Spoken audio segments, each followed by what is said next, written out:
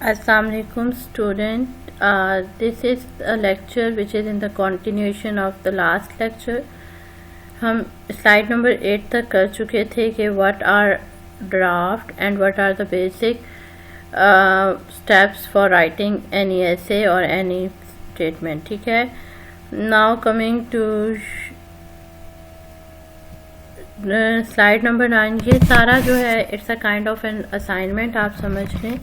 ये मैं अलग से बना रही हूँ और इस असाइनमेंट को मैं आपने कैसे करना है, आपने एक टॉपिक सिलेक्ट करना है ऑफ योर ओन चॉइस, ठीक है, और उसमें आपने सारे स्टेप्स को फॉलो करना है.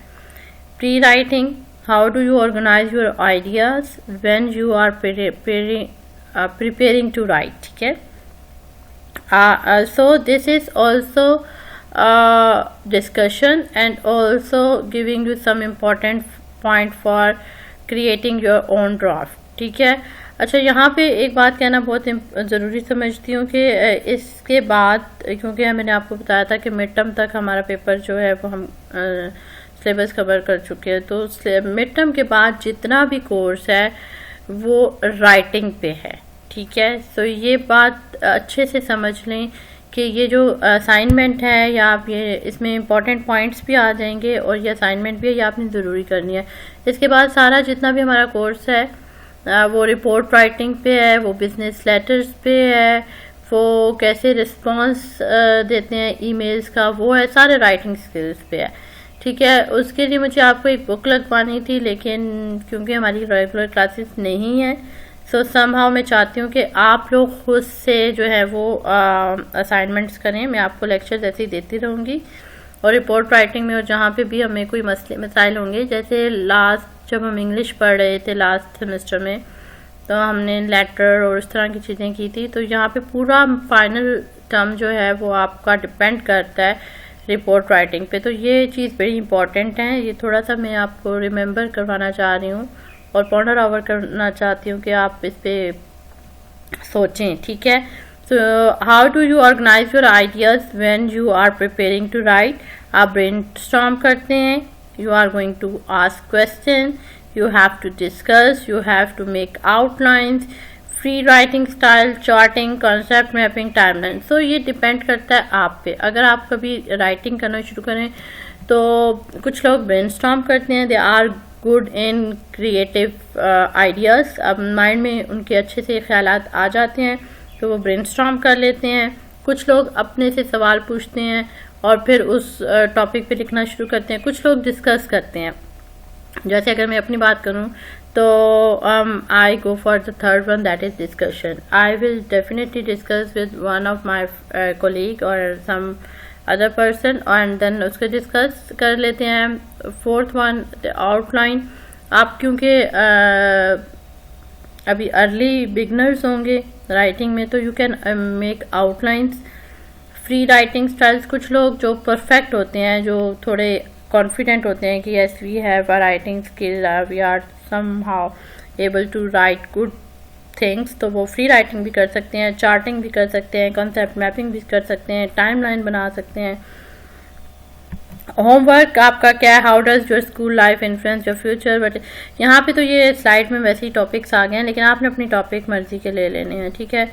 क्रिएटिंग योर टाइटल, आपने टाइटल क्रिएट करना है. योर ऐसे टाइटल शुड बी, आप वो टाइटल कैसा होना चाहिए, ठीक है. प्री राइटिंग में आपने अपना टाइटल लेना है, be original, be are reasonable length, reflect your topic. ऐसे ना हो कि जी टॉपिक आपने लिया हो my sport, my favourite sport, और आप स्टार्ट कर रहे हो कि जी वेदर इज़ सो गुड, ठीक है. नहीं, आपने स्टार्ट ही अपने जो है वो किससे लेना है, अपने टॉपिक से लेना है.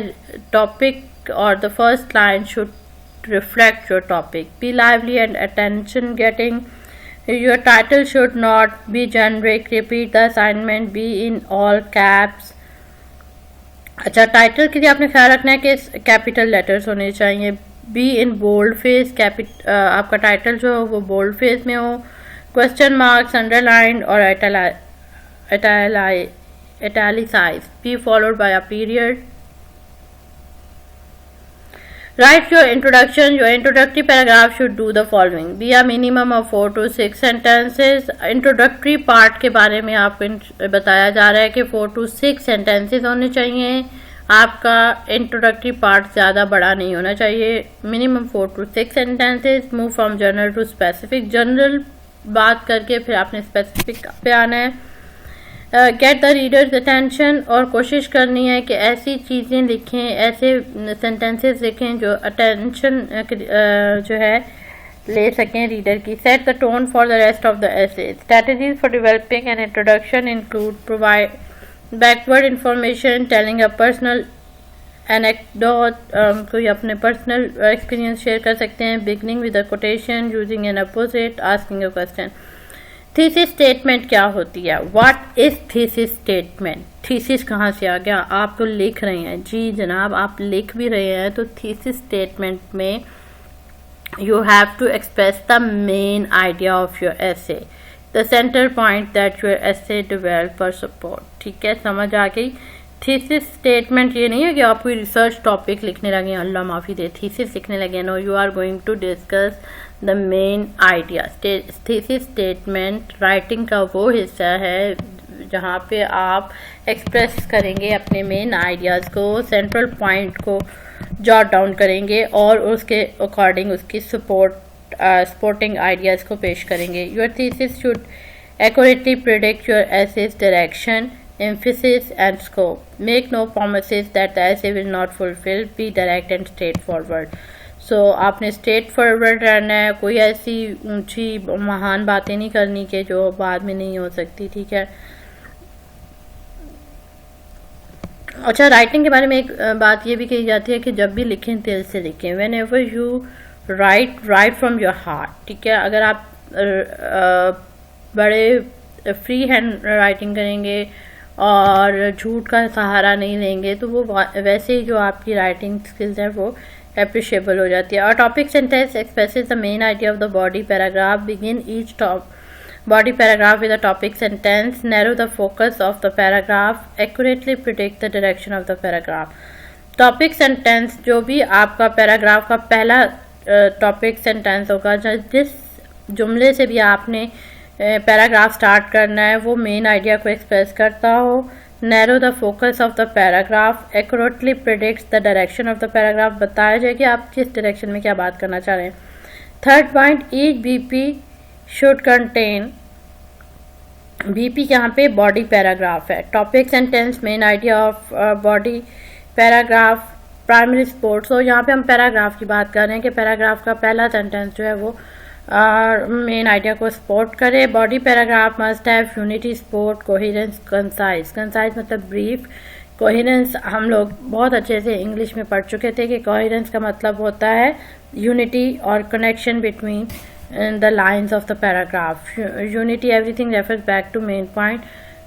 Support, coherence, concise. ठीक. Write your conclusion. The concluding part should contain a minimum of 4 sentences. Refer back to the main point but not simply repeat. ठीक है. मेन पॉइंट को मुख्तलिफ तरीक़ों से एक्सप्लेन करना है बट उसको रिपीट नहीं करना, रिफ्रेज नहीं करना, रीस्टेट नहीं करना. Not introduce any new ideas. Create a sense of closure. Call to action.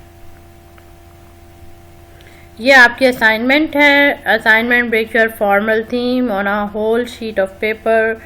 Front end first draft, introduction, thesis, second, third, fourth paragraph, explain, give. तो ये आउटलाइन आपको दी गई है कि फर्स्ट पैराग्राफ होगा, फिर सेकंड, थर्ड, फोर्थ पैराग्राफ होगा, उसका टॉपिक सेंटेंस होगा, उसमें एग्जांपल्स होंगी और फिर फिफ्थ पैराग्राफ में आपने कंक्लूजन कर देनी है. So this is all from my side. Thank you.